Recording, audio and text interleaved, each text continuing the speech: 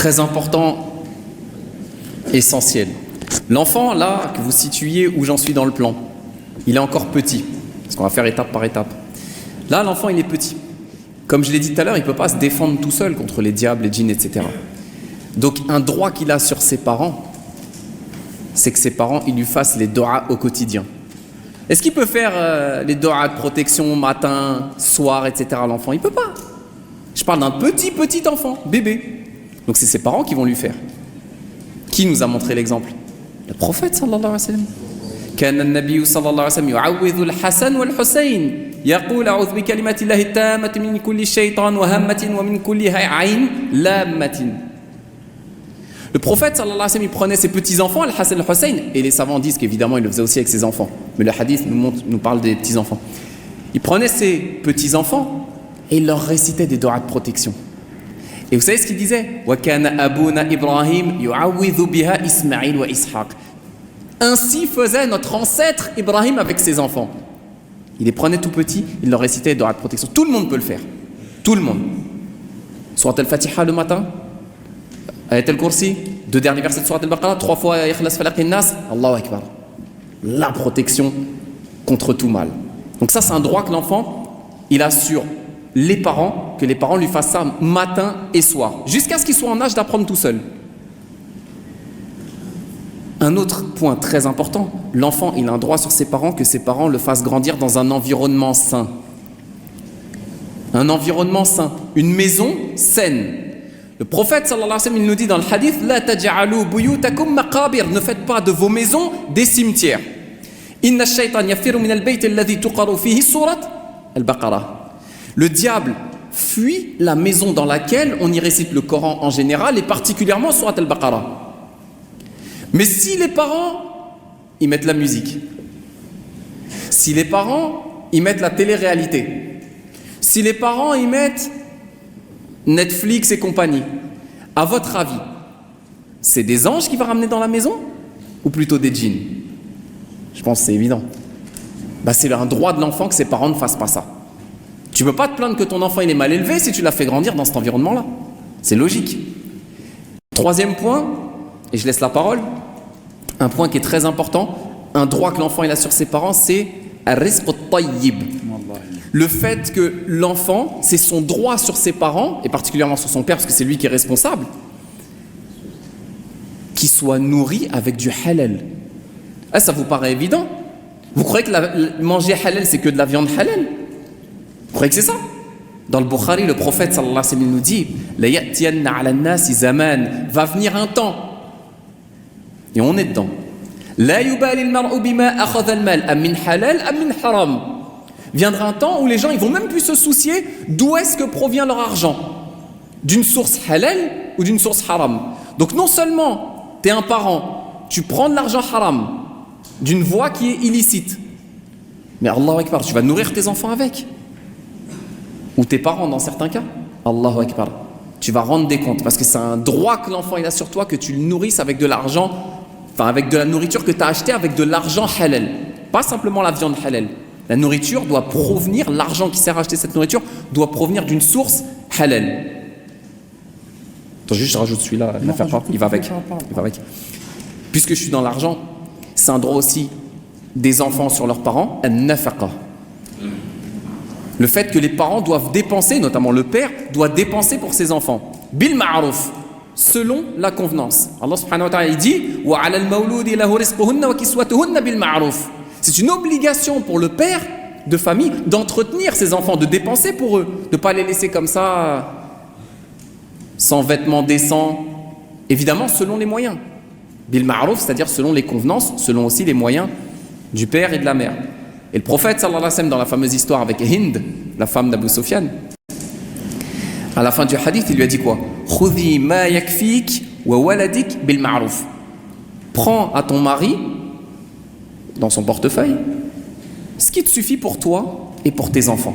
Parce que c'est au mari, c'est au père de famille d'entretenir sa femme et ses enfants. Donc ça, c'est un droit que les enfants ils ont sur leur père, que le père il dépense pour eux tant qu'il peut, au maximum. Les conséquences de le rizq al-haram pour les enfants. Vas-y. Vas-y. J'ai pas de... Ok. J'ai pas de question. Il parle de choses très importantes. L'une des premières choses pour moi qui est très très importante, c'est qu'on ne préserve pas nos enfants. Parmi les choses qu'il a citées, c'est que le prophète alayhi salatu wassalam, à chaque fois pour le Hassan et le Hussein, sallallahu alayhi wa sallam, pour le Hassan et le Hussein, il faisait toujours cette invocation. Et ensuite il soufflait sur ses enfants, ses petits-enfants plutôt, avant qu'ils puissent sortir dehors. Pourquoi? Parce qu'il avait peur en fait de l'œil des gens. Et vous savez très bien qu'al-aïnul haqq, que l'œil c'est une vérité. Al-aïnu haqq. L'œil, le mauvais œil plutôt, où il n'y a pas de mauvais, mais l'œil c'est une vérité. Et ça peut tuer une personne. Alors, remarquez ce que nous sommes en train de faire nous. Tout ce que faisait le prophète alayhi salam, nous on en fait le contraire. Déjà on leur fait même pas des invocations. On les éduque même pas pour leur dire, lorsque tu vas sortir fiston ou ma fille, tu vas dire Bismillah tawakkaltu ala Allah wa la hawla wa la quwwata illa billah. C'est tout simple. Tu sors sous la protection d'Allah subhanahu wa ta'ala avec cette parole Bismillah, au nom d'Allah. Tu prononces le nom de sa majesté Allah.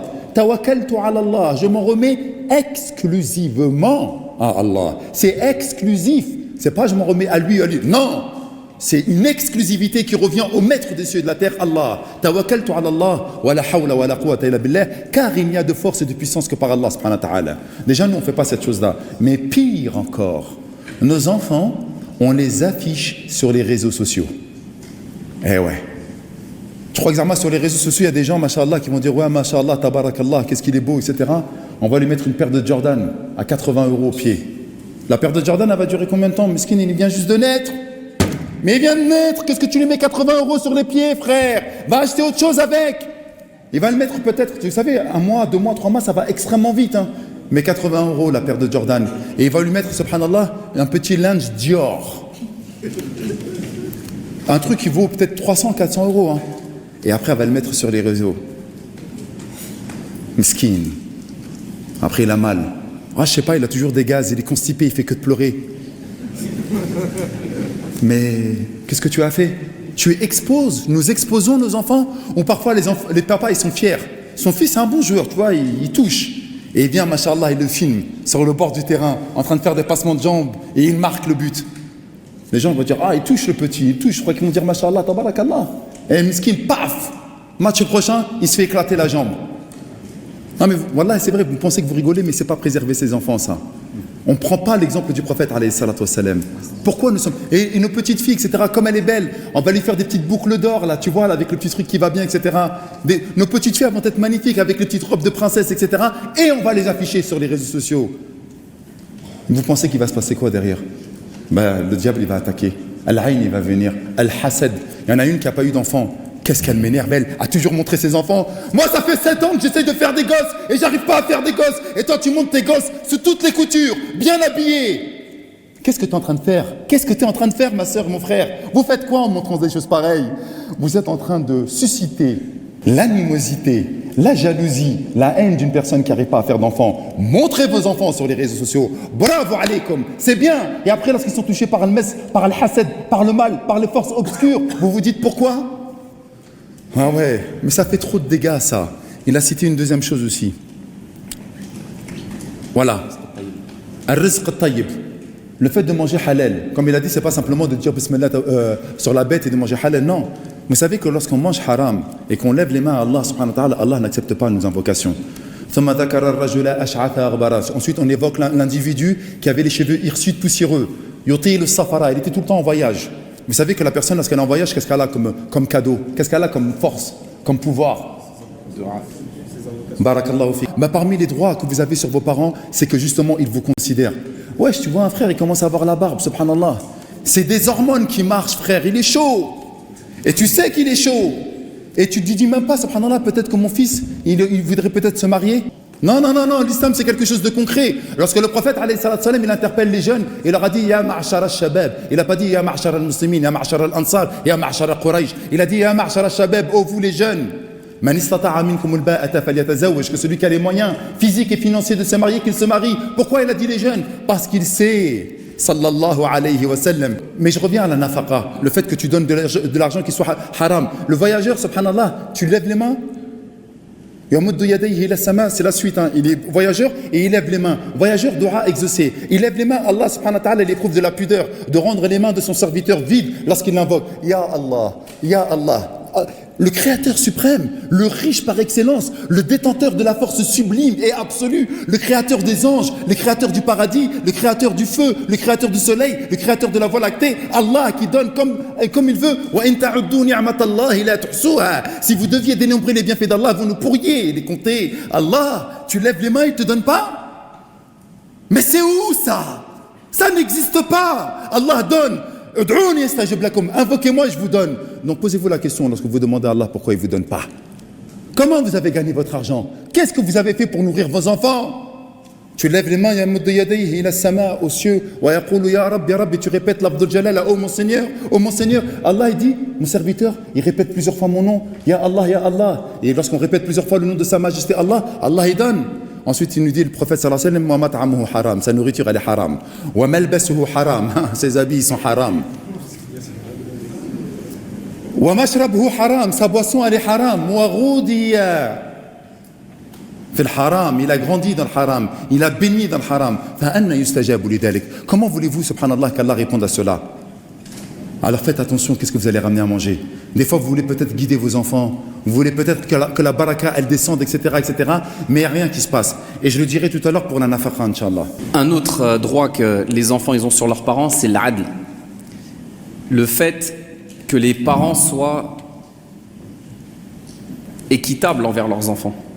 Le prophète sallallahu alayhi wa sallam nous dit « Ittaqullah wa'adilu bayna awladikum » Craignez Allah, il s'adresse aux parents, et soyez équitables envers vos enfants. Il ne faut pas faire du favoritisme envers les enfants. Donc ça, c'est un droit que vous avez sur vos parents, que voilà, ils soient équitables entre les différents enfants. C'était juste le dernier point par rapport à la petite enfance. Ensuite, on passe à l'étape qu'on appelle as-sabi al-mumayyiz. C'est l'étape où l'enfant, il grandit et il commence à comprendre les choses. Comment on va l'éduquer et quel droit, cet enfant qui a commencé à grandir, quel droit il va avoir sur ses parents. Le premier des droits, et c'est pas moi qui le dis, et c'est pas Mahdi qui va le dire, c'est Allah subhanahu wa ta'ala dans le Coran qui nous le raconte. Le premier des droits que ton enfant il a sur toi quand il commence à comprendre les choses, c'est que tu lui enseignes, comme Omar l'a dit, la religion, dans le sens. Et on a le meilleur des exemples dans le Coran, Luqman. Par quoi il a commencé l'éducation de son enfant quand son enfant il a commencé à être mumayyiz?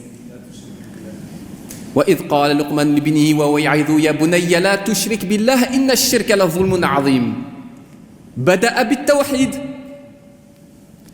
يا بني. Tiens, une petite parenthèse, un droit que l'enfant il a sur ses parents, c'est que ses parents soient doux avec lui. Ya bunayya en français, je sais pas comment on peut traduire. Fiston. C'est affectif. Ouais. Voilà, c'est affectif. C'est oh mon petit enfant, mon fiston. Voilà. Ça s'adresse avec. C'est un droit. Petite parenthèse refermée. Alors qu'il l'exhortait, ô mon enfant, ô mon petit-fils, ô mon fiston, ne donne pas d'associé à Allah Azza wa Jal. Parce que le shirk, c'est la plus grande des injustices. Allah t'a créé seul et tu vas lui donner un associé. Regardez par quoi il a commencé. Et pourquoi je vous dis ça? Bon, parce que c'est dans le Coran, certes. Mais parce que, je ne sais pas, regardez autour de vous. Je ne vais pas dire que c'est la majorité des cas. Mais j'ai énormément de gens autour de moi qui, quand tu leur demandes, tiens, t'as appris où la prière, toi? Ou le Coran, t'as appris où? Ils te disent, j'ai appris tout seul. Je parle des musulmans d'origine, pas les convertis. Hein. Je parle des musulmans d'origine. Tu parles avec eux, t'as appris quand à faire après? J'ai appris quand j'avais 18 ans. J'ai acheté un livre à la Maktaba et j'ai appris tout seul. Alors que tes parents sont musulmans, oui. C'est pas un cas, deux, trois. Je vais pas dire que c'est la majorité. Allahu alam. J'ai pas fait de statistiques. Mais en tout cas, énormément de cas autour de moi. Des sœurs, elles arrivent à 20 ans, 25 ans, elles savent même pas qu'une fois par mois, elles doivent faire le rousl. Donc on commence par quoi? At-tawhid. Enseigner à l'enfant aussi quoi? Selon l'exemple de Luqman, pas selon moi. Selon l'exemple de Luqman qui est cité dans le Coran, Ya bunayya innaha in takum mithqala habatin min khardalin fatakun fi sakhatin aw fi samawati aw fi al-ard ya'ti biha Allah. Inna Allah latifun khabir.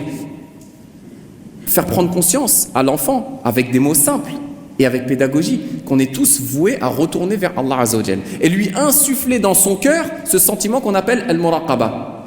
Le fait qu'Allah subhanahu wa ta'ala il t'observe, il t'entend, il voit tout, il sait tout.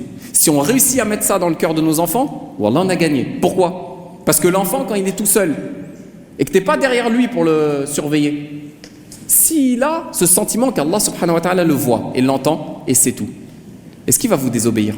Petit comme grand? Jamais. Parce qu'il aura ça dans le cœur. Mais ça, il faut le faire dès qu'il est tout petit. Insuffler ça dans le cœur. Et quand on parle d'enseignement religieux, il faut comprendre un truc. Le père, la mère, c'est pas des profs de fiqh. On n'apprend pas à un enfant la religion en l'asseyant devant un tableau, en lui disant alors les obligations des ablutions, c'est kada, kada, kada. Les obligations du roust, c'est la prière. Comment on apprend un enfant? Billahi alaykoum. Le meilleur moyen d'apprendre un enfant, fait devant lui. Vous avez tous des petits frères, des petites sœurs ou des enfants les plus âgés. Vous voyez que vous priez devant un enfant, une fois, deux fois, trois fois, qu'est-ce qu'il va faire? Vos petits frères, vos petites sœurs, ils font quoi? Wallah, ils font la même chose que vous. On a dit quoi? C'est des éponges les enfants, dans le bon sens du terme. Tu pries devant lui, tu lis le Coran devant lui, tu lui parles de tawhid, qu'est-ce qu'il va faire? Il va reproduire, il va mémoriser, il va assimiler et reproduire. Mais ça suffit pas, tawhid c'est la base. Al-muraqaba, dans le cœur, très bien. Mais Luqman il nous montre l'exemple, qu'est-ce qu'il nous dit? Wa aqimis salah, ya bunayya aqimis salah. Oh mon petit enfant, fais la prière. Bah oui, les actes. L'islam c'est quoi? I'tiqadun fil qalb, qawl lisan aussi, parole sur la langue, une croyance dans le cœur, une parole sur la langue. L'amal, les œuvres. Donc il pousse son enfant, on doit en tant que parents, c'est un droit qu'ils ont sur nous, les pousser en leur montrant l'exemple de la prière. Vous connaissez tous le hadith du prophète sallallahu alayhi wa sallam, Muru awladakum bis salati wa hum abna sab'i sinin. Enseignez à vos enfants la prière à partir de l'âge de 7 ans. Mais là encore, on va lui faire un cours de fiqh à l'enfant? Non. Le droit qu'il a sur nous en tant que parents, nous qui sommes parents, notre enfant il a comme droit sur nous qu'on lui montre l'exemple, qu'on prie devant lui. Et là il va nous imiter. Et ça suffit pas pour un enfant de lui montrer comment on prie. Ou de lui dire oui c'est obligatoire, le prophète sallallahu alayhi wa sallam l'a dit dans le hadith. À 7 ans ton enfant tu l'attrapes, tu crois qu'il va prier si tu lui dis ça? Jamais de la vie. Mais si tu lui montres l'exemple, et surtout que tu lui enseignes la hikmah derrière la prière. Inna as-salata tanha 'anil fahsha'i wal munkar. Pourquoi on prie mon fils? Pourquoi on prie ma fille? Parce que Allah Azza wa Jalla nous dit dans le Coran que cette prière-là qu'on fait 5 fois par jour, c'est elle qui nous préserve contre quoi? Les maux et les turpitudes, les péchés. Et cet enfant-là, si tout petit, il sait pourquoi il prie. Quand il va grandir, eh ben c'est cette prière qui va le préserver et vous préserver contre son mauvais comportement. Wa aqimis salata li dhikri. Expliquer à l'enfant aussi que la prière, c'est pas simplement une adoration quelconque ou une tradition, c'est aussi un rappel. L'être humain il a besoin au moins 5 fois par jour de se rappeler d'Allah, sinon il tombe dans quoi? Al-ghafla. T'oublies. Nasullah fa nasiyahum. Tu tombes dans l'oubli. Et celui qui tombe dans l'oubli, il a plus de limite. Rappelez aussi à l'enfant que la prière, c'est la première chose sur laquelle on va rendre des comptes le jour du jugement. Hadith de Tabarani. قال النبي صلى الله عليه وسلم إن أول ما يحاسب به العبد يوم القيامة من عمله صلاته. La première chose sur laquelle tu vas être interrogé le jour du jugement, c'est quoi? Là, c'est la prière. Il faut le dire à l'enfant, ça. Il faut dire à l'enfant que quand Ibn Mas'ud radhiyallahu anhu il est parti demander au prophète sallallahu alayhi wa sallam ayyul amali ahabbu ila Allah. C'est quoi l'œuvre que Allah il préfère? As-salatu ala waqtiha. La prière dans son temps. Donc il faut non seulement, transmettre l'obligation de la prière. Et ça, rares sont les parents qui le font. Transmettre à leurs enfants l'obligation de la prière. Comme je l'ai dit, de mon expérience personnelle, mais ce n'est pas représentatif parce que je suis personne, mais beaucoup de parents n'ont pas fait ça. Transmettre l'obligation de la prière à leurs enfants. Surtout, leur montrer l'exemple. Et 3, leur expliquer les finalités de cette prière.